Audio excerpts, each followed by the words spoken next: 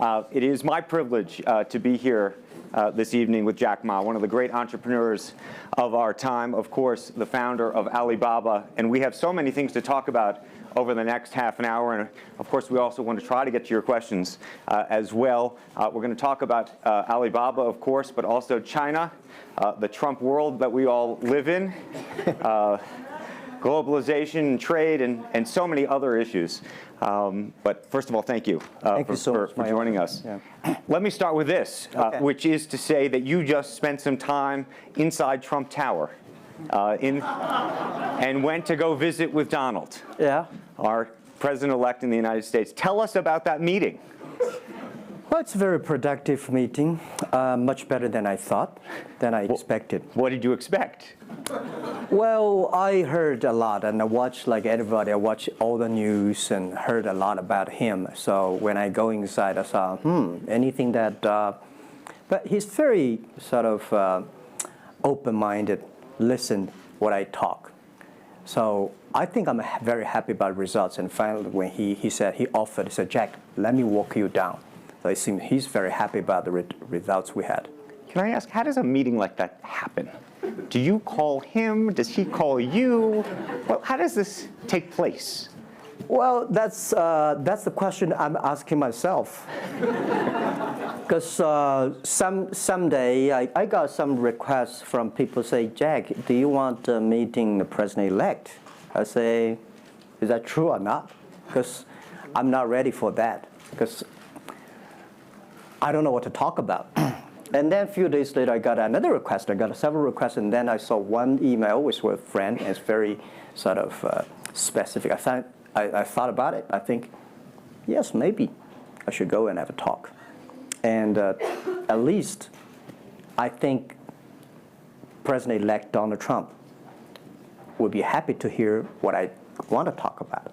So I went. And what did you tell him? Talk about the small business, talk about agricultural products, talk about the trade between China and the USA. We especially focus on telling about how can we bring the small business in America, sell them to China, to Asia, through our network, which can create a lot of jobs for them. And you committed to create what you say is going to be 1 million jobs in the United States over the next 5 years. Yeah. Now, that's not a million jobs that Alibaba itself, but you're not hiring 1 million people. No, we totally, Alibaba employee put together is like 45,000 people. We cannot hire 1 million. I cannot imagine I can manage 1 million people. Explain to us how you think about the U.S.-China relationship, given some of the comments that Donald Trump has made about China being a currency manipulator. Did that come up during your meeting? Well, I think first, in America, there's a freedom of speech, right? So he can say whatever he wants, and I respect, I understand. But of course, I have my views. We did not debate about the China-U.S. trade or manipulation. We did not debate. We did not talk. We agreed on something. Small business, developing the Midwest America, helping the farmers there, small business there, exporting to China. So we all agreed. But something that we did not discuss about the American the job losing to China, Mexico, and this. Can I share with you my ideas? Please. Yeah. First, I think 30 years ago, when I just graduated from universities, I heard America had a wonderful strategy. They outsource the manufacturing job, service jobs. They outsource the manufacturer to Mexico and China, outsource the service job to India. There's a book called The World is Flat. Tom Friedman, colleague at the New York Times. And I think it's a perfect strategy. You know, that the Americans said, we just want to control the IP, we just want technology, we just want the brand, and leave the lower-end jobs for the world. Great strategy. And second is that the American international companies made millions and millions of dollars from globalization. The top 100 companies in America. Amazing. I remember when I graduated from university, I tried to buy a beeper, the Motorola beeper. Cost me $250 $50.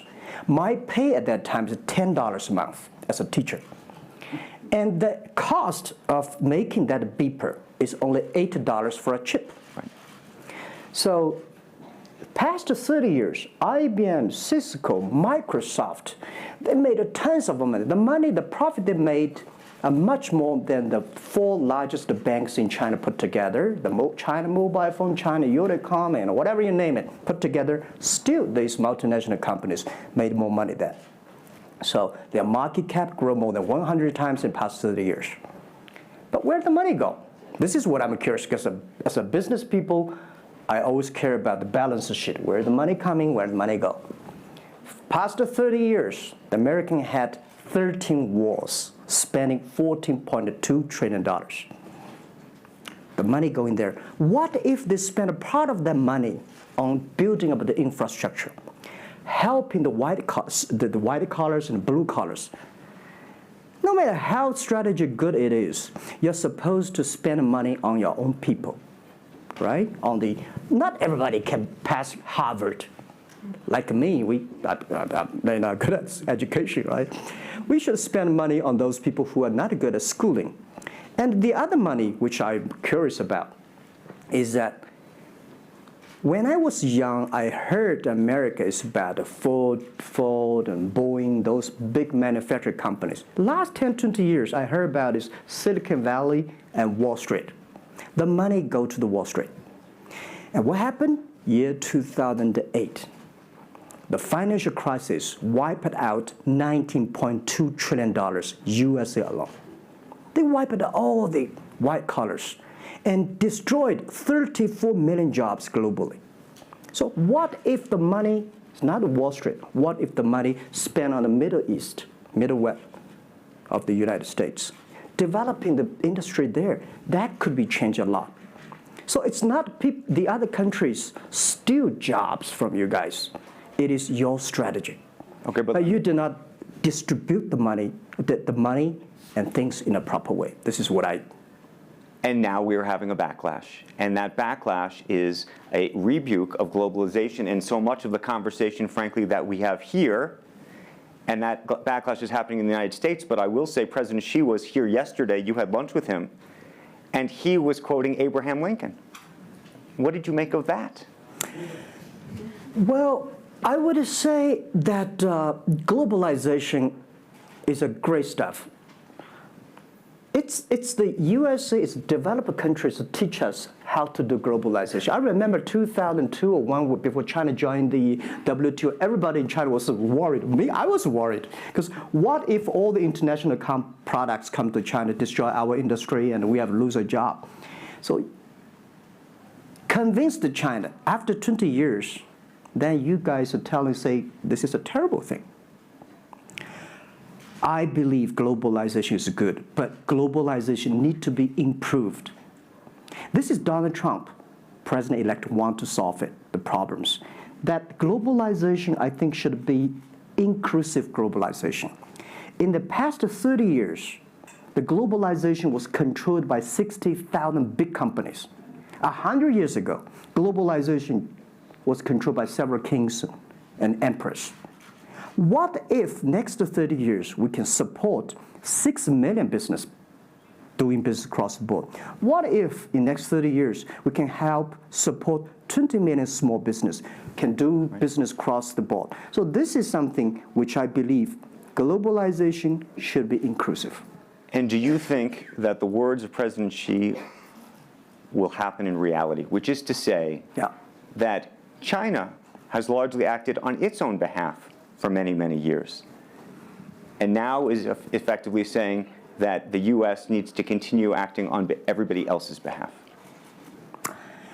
Yeah, I think, the world needs some, such a, Mr. Xi yesterday said, it's a wonderful time, it's a bad time, or the worst time. The world needs a new leadership, but the new leadership is about working together. This is what I understand. We do not necessarily need one specific leader to teach us what to do, what not to do. But the world have to partner together. This is what I think. And I think as a Chinese, as a business people, I feel proud for what President Xi said yesterday. As a business person, I want the world to share the prosperity together, to join the force together. As a Chinese, I'm happy about what he committed. Yesterday he said, he speaks like us, takes the responsibility of the second largest economy. As the China's second largest economy, he has to take some responsibility. This is the first time I heard a Chinese leader make number commitment. He said, next 10 years, we are going to import 8 trillion US dollars. This make me feel excited because China is transforming from exporting to importing. If there's a concrete number, if we can fulfill it, this is going to be huge change to the China and to the world. But don't you think that it's easier today for China to be interested in globalization because of the benefits that can accrue to China because you're continuing to develop than it is for countries that are, quote unquote, developed?